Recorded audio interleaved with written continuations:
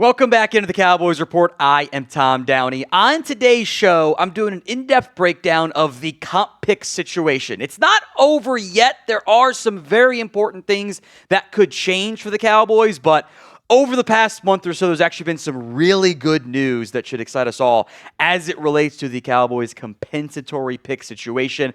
I'll say this up front. This is kind of dense information. It's not football. It's all math and stuff behind the scenes. It's kind of complicated and confusing. I'm going to do my best to explain it in a way that actually makes some sense. Big picture, what to remember. Things are looking good for the Cowboys on this front. If you or someone you love is unfamiliar with the comp pick situation, this is the video for them. Help us out by sharing today's video on social media.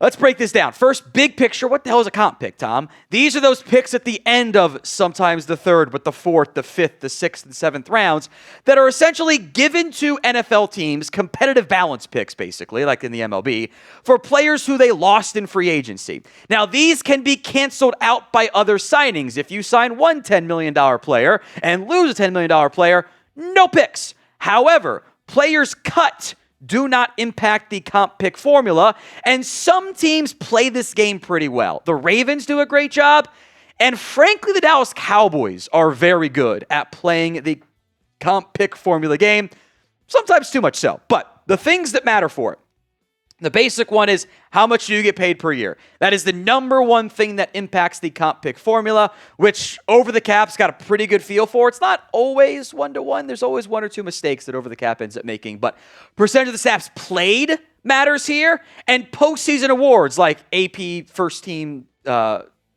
or whatever, those certainly matter quite a bit. Over the Cap does a really good job of this stuff. It's not always 100%. There's normally one or two things that they counted different than how the NFL ended up counting. They change over the course of the season, but now that we're into almost December, we actually have a pretty good feel for where things currently sit. So of note, the free agents the Cowboys lost that are eligible to be comp pick formula players. Not all of them will count, though. DeMarcus Lawrence, Jourdan Lewis, Brandon Cooks, Chauncey Golston, Chuma Adoga, Rico Dowdle, Cooper Rush, and Trey Lance. They count for the Cowboys and cancel out players lost or signed, lost for their teams respectively. Seattle, Jacksonville, Saints for Cooks, as we'll discuss.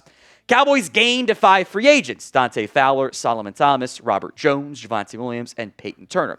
You can get up to 4 comp picks, your 4 highest comp picks in a given season. Some teams lose more, some teams sign more, so it doesn't end up mattering. Not all of those players are going to be an even canceling out for 3, although it is in the cards for the Cowboys. Now, for now, as of filming, and this could change, the Cowboys are in line to get 2 fifth-round comp picks. Those might not actually even be showing up in some of your mock draft sims, by the way. Before we dive into it, what is your confidence level in the Dallas Cowboys when it comes to drafting? May have dropped down in the last couple of years or so. 1 to 10 is your scale. Let me know in the comments section of today's show.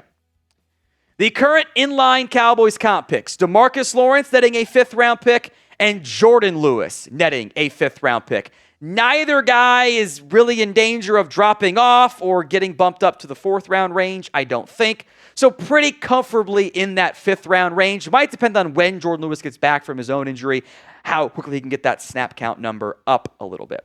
Now, Brandon Cooks was cut by the Saints, signed by the Bills. What matters, though, is it kind of doesn't actually impact things for the Cowboys. He still counts against the Saints, and he still counts for the Cowboys. Regardless of him getting cut and going to Buffalo, doesn't matter. Doesn't matter for the comp pick from with where he's at. He is in line to count as a 6th-round comp pick. The NFL, that was a loophole a long time ago. NFL has essentially closed it since then. Now, the flip side is, it doesn't really matter all that much. It matters that it still counts, but it gets canceled out too.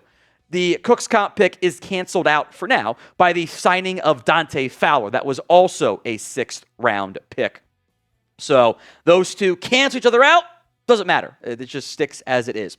Now, Chauncey Golston has hardly played for the Giants, but again, the money matters most. He is in line to net the Cowboys a 6th-round pick, despite very few snaps. Solomon Thomas, however, despite counting as a 7th round selection right now, is in line to cancel that one out. He would be eligible to net the Jets a comp pick and lose or cancel out the Cowboys a comp pick as well. By the way, the comp picks, they don't trade from teams. It's just extra picks given by the NFL. But we need to watch Solomon Thomas' snap counts down the stretch here. Came back from his injury this past week, didn't play a ton.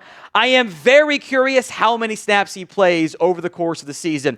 He's going to have to miss a lot of them, but there is a chance that he plays enough fewer snaps down the stretch to not count, which would free up a 6th round pick as part of the Chuma Adoga / Chauncey Golston loss. Chauncey Golston / Brandon Cooks loss. So this one could change to benefit the Cowboys, but worst case, it's going to count. You still get your 2 5th rounders. Of note, in the case of like Solomon Thomas, he's a 7th, but wait, Chauncey Golston was a 6th.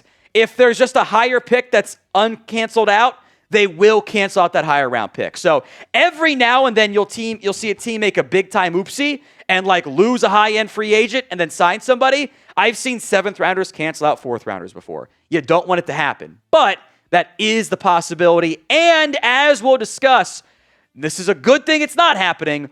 Almost happened this year to the Cowboys.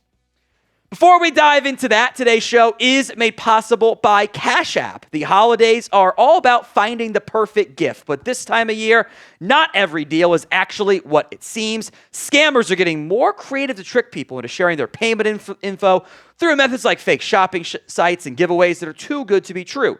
Luckily, Cash App's 24/7 fraud monitoring helps detect and alert you for unusual card activity should someone gain access to your card, so you can act fast if something seems off. You can also lock or unlock your Cash App card instantly right in the app for extra control and peace of mind. Stay one step ahead of scams this season and keep your money secure with Cash App. And for a limited time only, new Cash App customers can use our exclusive code to earn some additional cash for real. Just download Cash App, use our exclusive referral code SECURE10 in your profile, send $5 to a friend within 14 days, and you'll get $10 dropped right into your account. Terms apply. But that's money. That's Cash App. Cash App is a financial services platform, not a bank. Banking services provided by Cash App's bank partners. Prepaid debit cards issued by Sutton Bank, member FDIC. Promotions provided by Cash App, a Block Inc. brand. Visit cash.app/legal/podcast for full disclosures. One other cancellation I want to mention here real quick. Chuma Adoga is going to count as a comp pick, which I didn't think was going to happen when the Cowboys let him leave in free agency. Hey, is canceled out by the Robert Jones signing, who unfortunately did not play at all this year because of a neck injury. But those guys cancel each other out, so it's fine. Javonte Williams is the final, over the cap calls it CFA, free agent gained, for the Cowboys. At minimum, he is going to count as a 7th rounder. There is the chance that one rises to a 6th rounder. It's going to be a little bit close, but that is okay, because there was a point where it looked like Rico Dowdle was not going to qualify, which would have canceled out a 5th round pick. The contract the Panthers originally gave to Rico Dowdle, and it was less than what Rico thought he was going to get, less than what the Cowboys thought Rico would get. They thought that Rico and Javonte would cancel each other out with the actual deals. That original contract was not enough for Rico Dowdle to qualify as a comp pick. But he has since hit incentives to raise his salary, and as we'll go into in depth here, has gotten him into at least the 7th round range. It's kind of funny. Before the injury for J.K. Dobbins, Denver was happy with their move. The Cowboys were glad they got Javonte Williams, and Carolina was glad they got Rico Dowdle. Kind of some shuffling there, and everyone was happy. So are you glad the Cowboys signed Javonte Williams? And before the injury, Chargers were happy they got Marion Hampton. So it was all great, little quad action there. Are you glad the Cowboys signed Javonte in the end? My answer is yes. Why for yes and for no? Let me know in the comments section of today's show. This is the original contract for Rico Dowdle. It was just $2.71 million. Was not going to be enough to qualify him.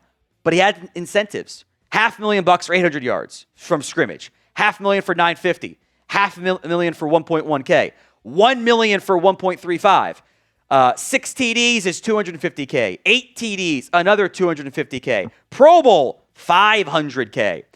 Rico Dowdle has hit multiple of those incentives. He is at 1,104 yards, 6 touchdowns. It's added almost $2 million in salary.